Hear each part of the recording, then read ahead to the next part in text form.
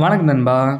கூலி திரைப்படத்துலருந்து சற்று முன் பார்த்தீங்கன்னா, சன் பிக்சர்ஸ் ஒரு சூப்பரான மேசிவான அப்டேட்ஸ்ன்னு சொல்லியாகணும். அதாவது இந்த ஒரு அப்டேட்ஸ் நார்மலான அப்டேட்ஸா இருந்தாலும், எனக்கு ரொம்ப பிடிச்ச அப்டேட்ஸ்ன்னு சொல்லியாகணும். ஏன் வந்து இந்த ஒரு அப்டேட்ஸ் வந்து எனக்கு ரொம்ப பிடிச்சிருக்குன்னா, நாகார்ஜுனா அவர்கள் நடிக்கிறார் அப்படிங்கிறத கன்ஃபார்மா பண்ணிட்டாங்க சன் பிக்சர்ஸ். ஆஃபிஷியல் ரிலீஸும் பண்ணிட்டாங்க. அவருடைய பெயர் பார்த்தீங்கன்னா வந்து சைமன் அப்படிங்கிற மாரி ரிலீஸ் பண்ணியிருக்காங்க. நேற்று தினம் பார்க்கும்போது ஷோபின் ஷாவீர் அவர் பார்த்தீங்கன்னா டயல் அப்படிங்கிற மாரியும், இன்னைக்கு நாகார்ஜுனா அவருடைய அந்த அஃபிஷியல் போஸ்டர் ரிலீஸ் பண்ணி, இவர் பார்த்தீங்கன்னா சைமன் அப்படிங்கிற மாரி சொல்லியிருக்காங்க. இந்த ஒரு அப்டேட்ஸ்லேருந்து ஒரு முக்கியமான விஷயம் ஒன்று பார்க்க வேண்டியிருக்கு. சரியா 1 மந்த்துக்கு முன்னாடி பார்த்தீங்கன்னா வந்து, நாகார்ஜுனா அவங்கள வந்து அப்ரோச் பண்ணுற டைமில பார்த்தீங்கன்னா, அவர் வந்து ரஜினி சார் அவருடைய படங்கள வந்து நடிக்க மாட்டார், ரிஜெக்ட் பண்ணிட்டாரு அப்படிங்கிற மாரி ஒரு ஃபேக்கான நியூஸ் வந்து கிளம்பிட்டு இருந்துச்சு ரூமர்ஸ் மாரி. அண்ட் பார்த்தீங்கன்னா வந்து சில விஜய் ரசிகர்களும் பார்த்தீங்கன்னா வந்து, ரஜினி சார் படத்தையும் ரிஜெக்ட் பண்ணிட்டாரு நாகார்ஜுனா அவர்கள். அப்போ வந்து நாகார்ஜுனா அவர்களோட அந்த ஒர்த்து பார்த்து எவ்வளோ இருக்குது, ரஜினி சார் படங்கள் நடிக்க மாட்டேன்ட்டாரு அப்படிங்கிற மாரி பார்த்தீங்கன்னா ரூமர்ஸை கிளப்பிட்டு இருந்தாங்க. பட் எல்லாத்துக்கும் ஒரு ஸ்லிப்பர் ஷாட்னே சொல்லியாகணும். நாகார்ஜுனா அவர் நடிக்கிறார் அப்படிங்கிறத வந்து சன் பிக்சர்ஸ் அஃபிஷியல் ரிலீஸ் பண்ணிட்டாங்க, கன்ஃபார்ம் பண்ணிட்டாங்க.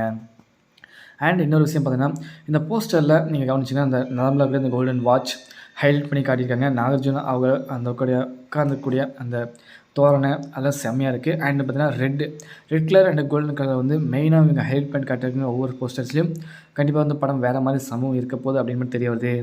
அண்டு டிஐஎஸ்சிஓ அப்படின்னு எல்லாருக்கும் தெரிஞ்சுக்கணும். டிஸ்கோ கூலி டிஸ்கோ அப்படிங்கிற மாதிரி பார்த்தீங்கன்னா வந்து அதோட நேம் வந்து இருக்கும். இப்போ வந்து பார்த்தீங்கன்னா வந்து ஒரு நியூஸ் வந்து ஷேர் ஆகிட்டுருக்கு.